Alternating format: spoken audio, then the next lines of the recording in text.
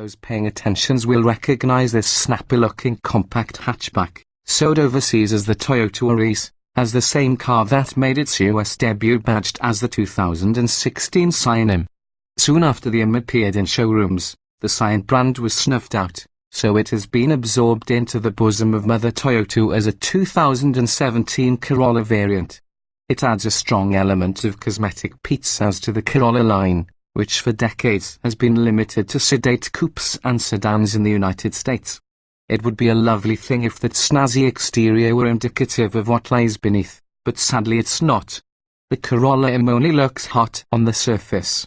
Down deep it's as tepid as any Corolla, motivated by the same 1.8-litre port-injected inline four engine mated to the same continuously variable automatic transmission CVT, and it delivers the same Hocham results when the driver punches the go pedal.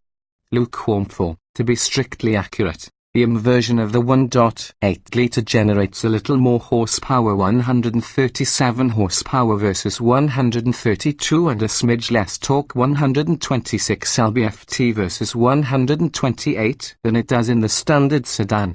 Although it's more than a foot shorter than the Corolla sedan, 170.5 inches versus 183.1, and rides on a wheelbase 3.9 inches tidier than the sedans. The hatchback weighs more than the Ford's, or 73 pounds more, based on our most recent sedan test, with both cars being equipped with CVTs. Nevertheless, the improved a little quicker from 0 to 60 miles per hour, doing the deed in 9.1 seconds versus 9.5 for the sedan, though quicker doesn't feel like quite the right word when a car takes more than 9 seconds to get to the mile-a-minute mark. It's also hard to be positive about the CVT in its basic automatic mode. It exhibits the typical slip and clutch rubber banding sensation that has long made these transmissions tedious, and which many other manufacturers have addressed with some success, and seems to amplify the engine's languid output, generating an asthmatic wheeze as forward momentum plays catch up with the engine. However, the CVT also includes a sport mode with manual shifting and 7 programmed ratios. This provides a much more tolerable driving experience, as well as prompt shifts and optimal acceleration. It would be even better with paddle shifters, but paddles aren't part of the deal. The is available with a 6-speed manual, which saves buyers $740 and provides quicker acceleration, 8.6 seconds to 60 miles per hour in the sun-badged model. Backroad dexterity. This lethargic acceleration is doubly lamentable, because the rest of the IM's dynamic resume is more in step with its appearance. The IM's spring and damping rates are on the firm side of the scale, similar to, say, a Honda Civic hatchback or a Volkswagen Golf, with definitely more authority than the setup in the Corolla sedan. Besides more roll stiffness than the sedan offers, the IM also sports an independent rear suspension, a step up from the 4-doors humble beam axle. Add up the foregoing, plus the electrically assisted power steering that's quicker than many 2.6 turns lock-toe lock and a click or two above average in terms of accuracy, and you have a compact hatch that's surprisingly light on its feet.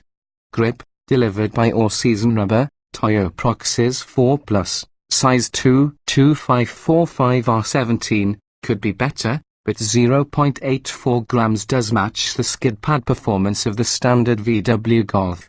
The Toyos probably contribute to the mediocre 70 toes stopping distance of 175 feet, although there's no trace of fade in the brake system. Pushed to its limits, the exhibits understeer that goes from mild to mulish, pretty much as you'd expect of a front-drive car wearing tires chosen for longevity and ride quality, which is smooth rather than performance. But short of those limits, and leaving power out of the equation, the IM's dynamics come close to vindicating its hot hatch good looks. The inner other elements of the IM stack up well against similarly sized and priced hatchback competitors.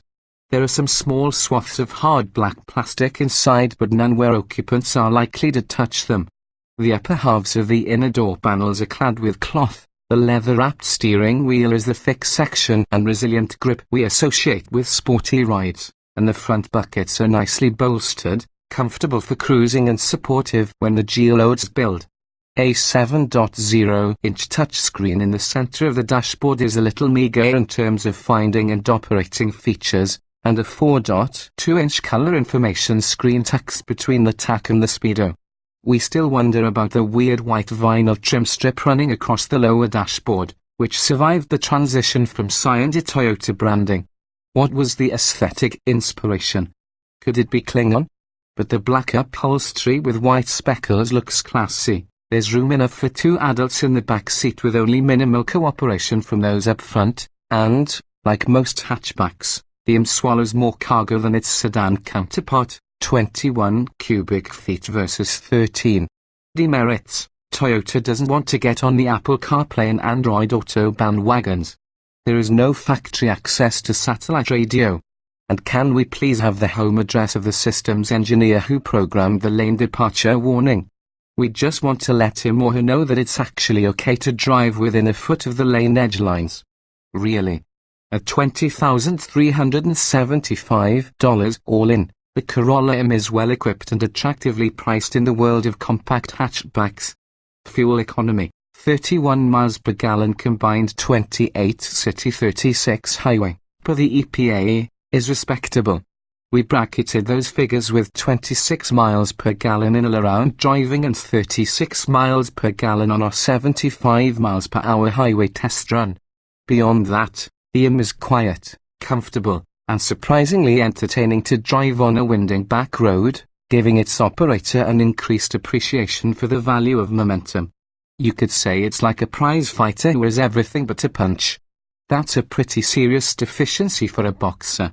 But in the world of compact hatchbacks, hot looks, good manners, and a reputation for durability may be enough. But you really do want the manual transmission.